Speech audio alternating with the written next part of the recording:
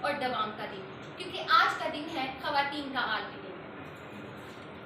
اگر ہم خواتین کے عالمی دن کی بات کریں کہ یہ دن کیوں منایا جاتا ہے، تو اس دن کو پوری دنیا میں منائے جانے کا مقصد خواتین کے خلاف تشدد کی روک تھام، باہمی ہم آہنگی اور تعلیم نسواں جیسے دیگر مسائل کے متعلق آگاہی پیدا کرنا ہے۔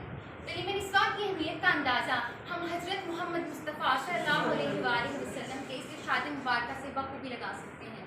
طلب العلم فریضۃ علی کل مسلم و مسلمات، علم کی طلب ہر مسلمان مرد اور عورت پر فرض ہے، یعنی عورت کی تعلیم بھی اتنی ہی ضروری ہے جتنی کہ مرد کی۔ مردوں کی تعلیم ضروری تو ہے مگر بڑھ جاتی جو خاتون تو نسلیں سنوار دیتی۔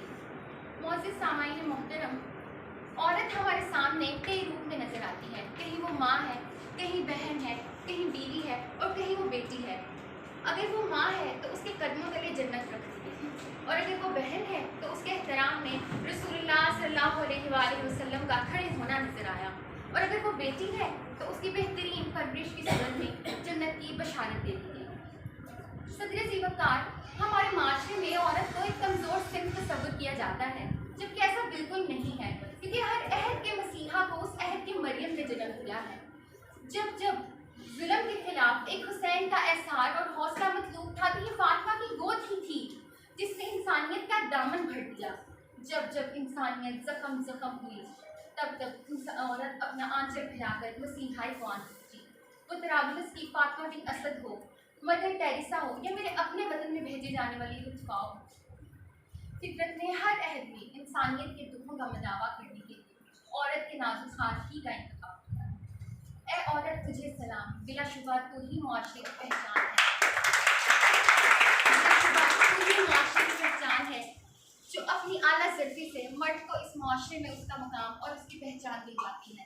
عورت اس کے شانہ بشانہ چلتی ہے اور ہر میدان میں اپنا لوہا منواتی ہے۔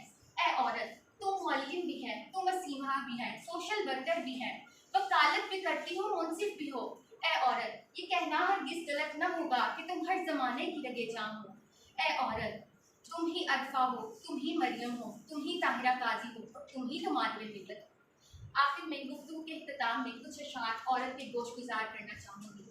اگر بزم ہستی میں عورت نہ ہوتی، خیالوں کی رنگین جنت نہ ہوتی، ستاروں کے دلکش فسانے نہ ہوتے، بہاروں کی نازک حقیقت نہ ہوتی، مسافر سے منزلوں پر بھٹکتے، سفینوں کو ساحل کی غربت نہ ہوتی، خدائی کا انصاف خاموش رہتا، سنا ہے کسی کی شفاعت نہ ہوتی، ہر ایک پھول کا رنگ پھیکا سا رہتا، نسیم بہارا میں نگہت نہ ہوتی، اگر بزم